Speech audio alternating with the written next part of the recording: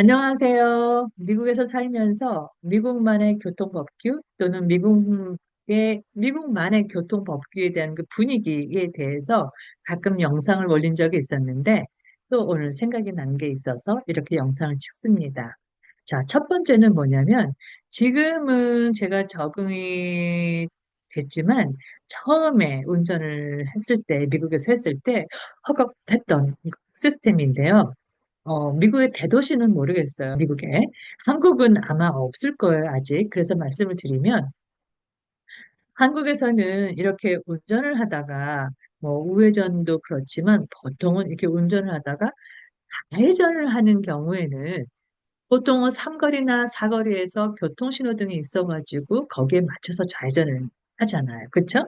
그런데, 미국에서는 교통신호가 없어도, 가다가 좌회전이 가능한 시스템이 있습니다. 어, 모든 도로에 있다는 건 아니고, 이렇게 도로 그 양 사이드로 상가들이 많은 곳에서는 이쪽 방향으로 가는 차선과 반대편에서 오는 차선 사이에 중앙에 차선이 하나 더 있어가지고, 제가 운전을 하다가 이 건너편 상가로 이제 가고 싶을 때는 중앙 차선으로 들어가요. 거기서 대기하고 있다가 이쪽에 오는 차들이 한가해지면 스스로 알아서 좌회전을 해서 그 상가로 들어갑니다. 반대편 차선도 마찬가지고요. 이게 가능하더라고요. 처음에는 교통 신호도 없이 그 중앙으로 가서 좌회전을 한다는 게 참 버겁고 무서웠는데, 어, 지금은 자연스럽게 활용을 합니다. 정말 편리한 시스템 같아요. 뭐, 이게 편리하다고 해서, 한국보다 좋아요. 이거는 아니에요. 이거는 이 환경에 맞는 시스템인 거라고 저는 생각합니다. 왜냐하면 이 시스템을 그 서울에 갖다 놔 보세요. 그게 가능할지. 서울의 그 중앙에 이 차선으로 그 들어가서 반대편의 차들이 그, 뭐, 그 유동량이 적어질 때까지 기다리는데 시간이 엄청 걸릴걸요? 도움이 안 될 거예요. 자, 그래서 저희 이런 작은 도시에서나 가능한 시스템이긴 하지만, 이거 괜찮은 것 같다라고 말씀을 드리는 거고요. 두 번째는 뭐냐면, 제 기억에 작년인가, 재작년인가, 한국의 연예인들이 행사 다닐 때 응급차를 타고 다녀서 무리를 일으킨 적이 있었죠. 응급차나 소방차가 급한 일로 갈 때는 당연히 길을 양보하거나 길을 내줘야 되는 것을 저희가 기본으로 하고 있잖아요. 그런 심리를 이용하는 나쁜 사람들 정말 밉습니다. 그런데 한국에 그런 것처럼 미국에서도 응급차나 소방차가 지나갈 때는 길을 내줘야 돼요. 그런데 이 분위기가 양보하고 길을 내주는 이 분위기가 한국과 미국이 사뭇 다르더라고요. 제가 미국에서 운전을 처음 했을 때가 아리조나에서는 학생이어서 집에서 학교까지 걸어 다녔고, 차를 처음 마련한 게 그 휴스턴에서 첫 직장을 다니게 됐을 때였는데, 집에서 직장까지가 한 12분 거리예요. 휴스턴이 그 세계 최대 의료 복합 단지가 있는 곳으로 유명하잖아요. 그런데 이제 그 단지가 저희 그 직장에서 몇 블록 떨어진 곳이어서 제가 그 집에서 학교까지 그 12분 거리 그 왕복하면서는 어, 응급차를 거의 마주치지는 못한 것 같아요. 그런데 이 로체스터에서도 집에서 학교까지가 한 12분 거리인데요. 로체스터에서 저희 학교 갈 때, 집에서 그 직장을 갈 때, 직장 가는 길에 그 왼쪽으로 병원 단지예요. 그래서 응급차나 또는 또 음, 소방차도 자주 마주치게 되는데 처음 로체스터에서 응급차를 마주쳤을 때가 뭐냐면 저는 이제 응급차 소리를 들었어요. 운전을 하다가 그래서 이제 뭐 멈춰야 되나? 뭐 어떻게 해야 되나? 이렇게 생각을 하고 있는데 그 찰나에 이제 주변을 봤겠죠. OMG, 오 마이 갓. 차들이 앞에 주변에 맞은편에 모두가 얼음 하고 모두 섰어요.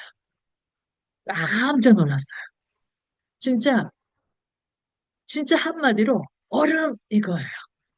그러니까 똑같은 시스템이지만 그 시스템을 그 적용하는 거에 있어서 운용하거나 그 지키는 면에서는 완전히 다르더라고요.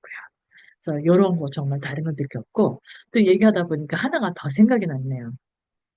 이제 미국 같은 경우에는 그 학생들 그 스쿨버스가 있잖아요. 그러면 이제 미국은 한국처럼 이렇게 오밀조밀하게 이렇게 모여 있는 게 아니고 집들이 이렇게 아파트 단지나 집들이 이렇게 약간씩 약간씩 이렇게 벌어져 있잖아요. 그렇죠? 그러니까 이 스쿨버스가 이 그 주택가 단지로 들어와서 아이들을 픽업을 해요. 그러면 집집마다 서는 건 아니고 이 단지에서 몇 군데 그 스팟이 있어요. 그러면 이제 그 스팟에서 가까운 아이들이 이렇게 거기서 모여 옹기종기 모여가지고 스쿨 버스가 오면 하거든요. 그러면 이 아이들을 태울 때 스쿨 버스가 서면서 버스에 스탑 사인이 있어가지고 이렇게 스탑 사인을 보여줘요. 그러면 차들이 서야 돼요. 그것도 물론 주변에 아이들이 없어도 스쿨버스에서 내가 지금 일을 하고 있다라고 그 스탑 사인으로 신호를 주면 차들이 모두 서야 돼요. 아, 그게 너무 신기했어요. 근데 사실 이제 제가 그거를 알고는 있었는데 그게 벌써 작년인가? 벌써 재작년이 됐나? 벌써 재작년이 됐나 보다. 재작년에 저희 학생들을 태우고 어디를 가야 할 일이 있었어요. 제가 태워가지고.